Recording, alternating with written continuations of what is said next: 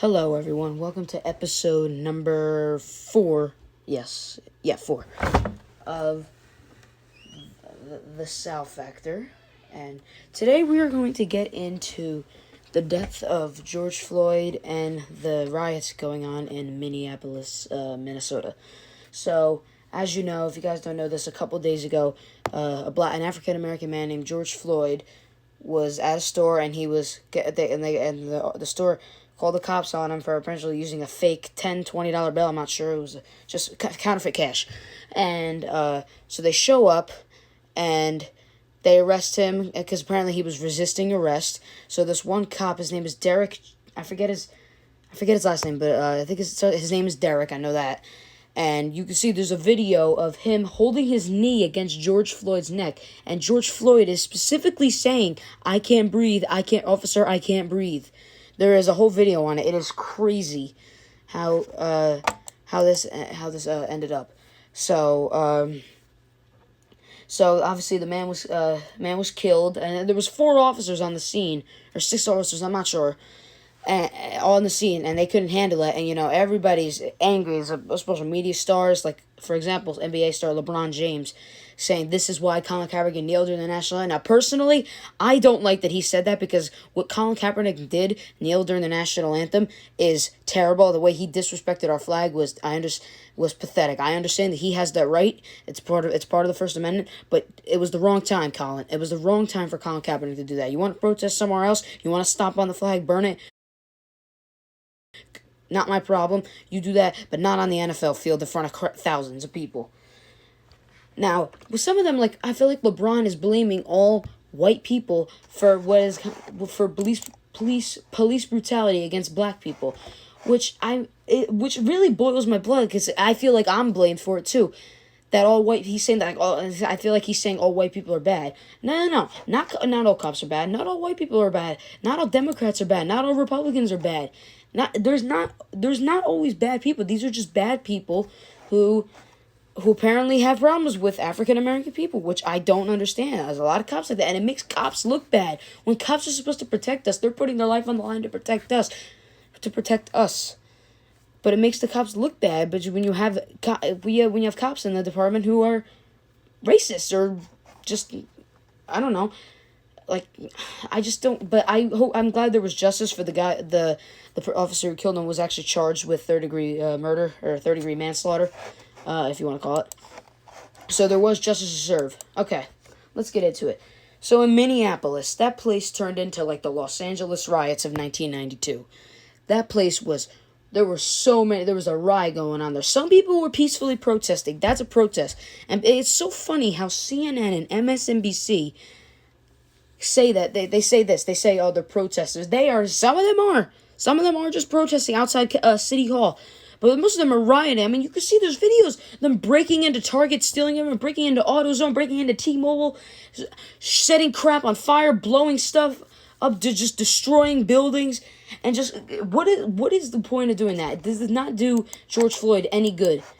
It doesn't do any good for him. Even his actual brother said, or sister, I'm not sure, brother or sister, actually said that. He said it's not doing him any good, so I don't understand the point of starting riots and stuff like that. It was actually funny today. A reporter for CNN, I think his name was Omar. They were filming about the riots, and the officers were telling them to move, and the officer actually arrested the reporter and the cameraman. I was just dying. You know me, I don't care. CNN's fake news. I don't care. They make fake news. They're so biased, and they're not. And it's a shame that they're one of our main media sources in the United States, and we can't trust them. It's funny. It's really funny, but no, these riots, it's ridiculous. It's getting ridiculous. President Trump actually sent the National Guard to Minneapolis to help prevent the stop of these riots in Minneapolis. So, it's crazy. I mean, it's sad. All these African American people are dying from police brutality and all this kind of stuff. And it's not just them. There was actually a video recently of another. It was actually two cops beating the crap out of a white. It was a white man. He was just getting punched for no reason. The people recording it is like, you should be ashamed. Blah blah blah blah blah. And I'm like, yeah, good. They should be. It's outrageous. Some of these people, but That's America for you. That's what makes us so diverse, I guess. So, sorry.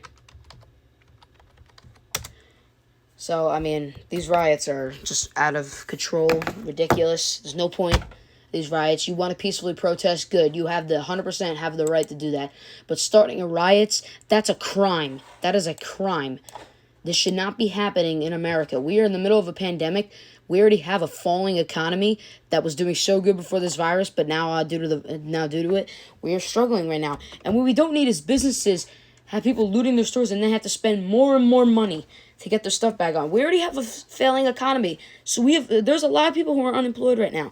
We don't need this in the middle of a pandemic. People need to understand that. They really need to understand that. We cannot be having this right now. We need to be united as a country. Right now, we're divided, which is sad. I don't understand why we can't be united. We're divided with, I'm not going to even get into it. But, it just feels like we're a divided nation when we're not supposed to be.